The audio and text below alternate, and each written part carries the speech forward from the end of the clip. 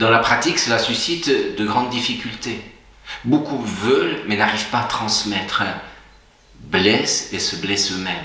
Cela peut concerner des choses plus banales, mais des fois des sujets importants ainsi que des années d'engagement. Quand tu as beaucoup investi dans un secteur ou dans un ministère, tu ne veux pas perdre toutes ces années, soit sans transmettre, soit dans une mauvaise transmission.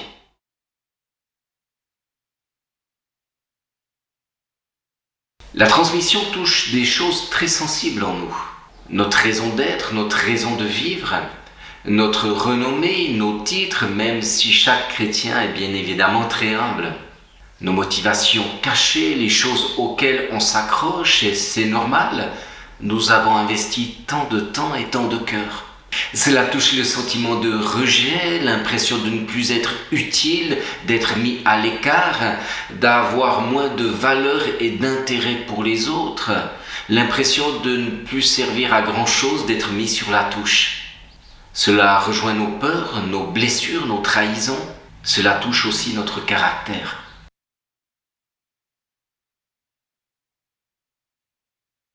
« 1 Samuel chapitre 16 » L'Éternel dit à Samuel, « Quand cesseras-tu de pleurer sur Saül ? Je l'ai rejeté afin qu'il ne règne plus sur Israël. Remplis la corne d'huile et pars. Je t'envoie chez Isaïe le Bethléemite, car j'ai vu parmi ses fils celui que je désire pour roi. » Samuel dit, « Comment pourrais-je y aller ? Saül l'apprendra et me tuera. » L'Éternel dit, « Tu prendras une génisse avec toi et tu diras, je viens pour offrir un sacrifice à l'Éternel. » Saül a été le choix des hommes quand bien même Dieu a accédé à cette demande. Dieu indiquera prophétiquement à Samuel ce choix. Celui-ci sera source de problèmes pour le peuple et pour Samuel. David a été le choix de Dieu. Ce choix a béni la nation pour un avenir heureux et glorieux. Saül, c'est la nature humaine, l'ambition égoïste, la jalousie maladive, les disputes. David, c'est la grâce, le choix du cœur, l'humilité, le succès dans la foi, dans le respect et la loyauté. David vient après Saül, même s'il y a eu une période commune. Samuel a eu affaire à ces deux personnages. Samuel a beaucoup été affecté par l'égarement de Saül. Dieu doit même lui dire « Mais arrête de pleurer sur cette circonstance ». Samuel ne s'était pas trompé malgré le mauvais résultat que cela a produit. David, le choix selon le cœur de Dieu est une guérison pour la nation et pour le cœur de Samuel. Dans la transmission en tant que leader, nous faisons de bons et de mauvais choix. Le choix de l'homme, du calcul, de l'apparence ou des critères humains. Oh, on pourrait prendre celui-ci, les chefs d'entreprise. Il doit avoir du potentiel et surtout, ça va arrondir nos fins de mois. Le choix de l'homme dans lequel Dieu peut nous conduire, cela reste le choix humain qui engendre des dégâts. Des personnes qui ont du potentiel, qui ont un appel, qui ont l'onction, mais qui servent Dieu pour des intérêts personnels. Et le choix de Dieu, celui qui nous bénit tous et qui nous guérit. Dans notre leadership, nous côtoyons ces trois réalités. Certains choix étaient mauvais, d'autres étaient inspirés mais ont produit de la douleur, et d'autres étaient inspirés et ont produit un avenir de la bénédiction et de la joie.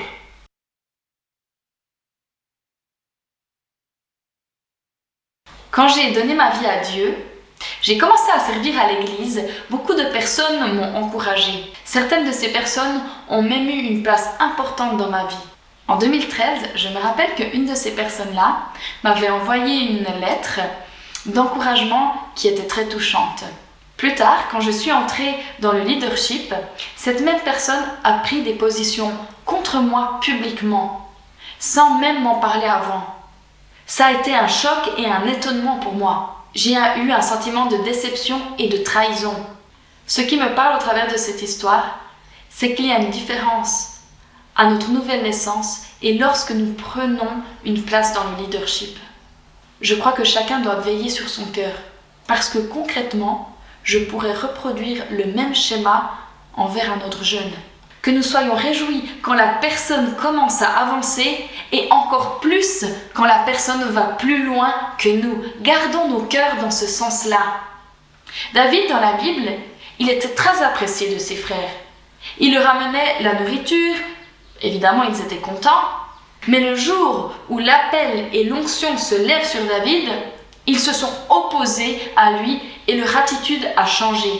Lisons dans 1 Samuel 17. Eliab, son frère aîné, qui l'avait entendu parler à ces hommes, fut enflammé de colère contre David. Et il dit : « Pourquoi es-tu descendu et à qui as-tu laissé ce peu de brebis dans le désert ? Je connais ton orgueil et la malice de ton cœur. C'est pour voir la bataille que tu es descendu. » Gardons nos cœurs, ne soyons pas comme ses frères. Ayons le regard que Jésus a eu. Vous ferez des œuvres plus grandes. Tant qu'un jeune vient à Jésus, rend service, on l'apprécie, on l'aime tous. Mais lorsque se lève en lui l'appel du leadership, des cœurs commencent à changer. Il prend des responsabilités, porte une vision, donne des directives. Aïe, il me donne à moi, ce petit jeune, des directives. Pas possible.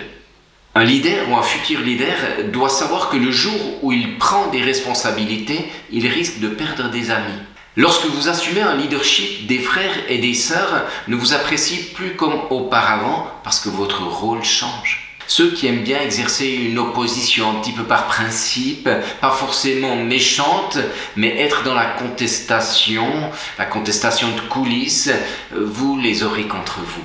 Ils vous appréciaient et maintenant, la relation a changé.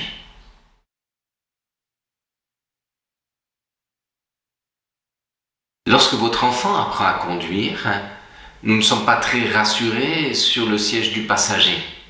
Mais il doit passer par là s'il veut pouvoir un jour conduire et conduire seul. Au fil du temps, il progresse, il se débrouille, prend de l'assurance et quelques années après, tu peux t'asseoir à côté sur ce siège du passager et t'endormir paisiblement. Tu es serein. La transmission sur la durée te rend paisible, serein. Tu es dans la confiance. Comme leader, nous restons souvent au stade de la peur, à côté de l'apprenti conducteur, très tendu, tout nerveux, en manque de confiance. Si tu as eu des accidents de la route auparavant, c'est difficile de faire confiance. Cela te domine. Si nous restons le père à côté de l'élève conducteur stressé et nerveux, il n'arrive pas à progresser et nous non plus. La saine transmission, c'est un poids qui quitte tes épaules. Tu es plus serein, tu es calme. Dieu t'envoie des successeurs pour que tu te réjouisses avec eux. Transmettre, c'est faire confiance à Dieu, c'est faire confiance aux autres. Celui qui t'a établi, celui qui t'a appelé à susciter un avenir par les autres. C'est tellement dommage de voir des leaders soient tellement accrochés à leur poste, soient tellement accrochés à leur manière de faire, de concevoir, soient tellement en manque de confiance des autres de ne pas réussir à transmettre ce que Dieu leur a confié. On change de rôle. Je ne peux pas transmettre et avoir le même pouvoir décisionnel, le même fonctionnement. C'est une tension car il y a des habitudes à diriger et il y a des habitudes à se laisser diriger. Sur l'église, mon rôle a changé avec Odile, qui est pasteur local.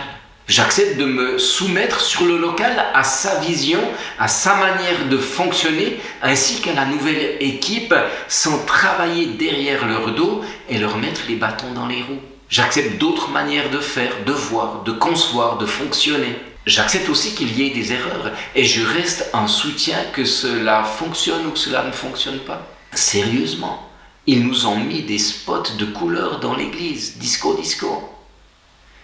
Ils ont réussi à nous mettre une sono qui correspond au Stade de France beaucoup plus qu'à notre dimension de salle de culte. Et lorsque vous prêchez, il y a un minuteur. Et après tant de minutes, ce minuteur devient tout rouge et vous avez l'impression qu'il va exploser. Aujourd'hui, on rigole et nous sommes reconnaissants.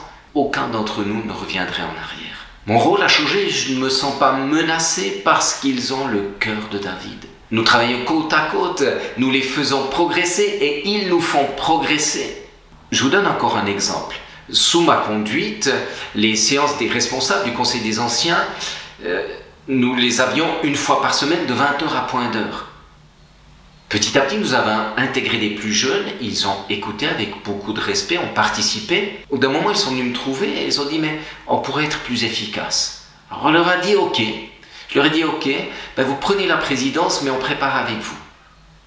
Quelques années plus tard, nous en sommes actuellement à une séance, une fois par mois, de 20h à 22h. Nous sommes plus efficaces, le climat est meilleur et cela nous libère 3 soirées par mois.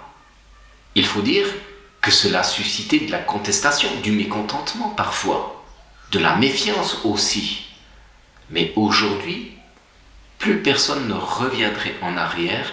Nous sommes contents et heureux de cette organisation. Ils ont su faire ces modifications avec beaucoup de respect, mais je dois le dire, ils n'ont pas toujours eu le même respect à leur égard.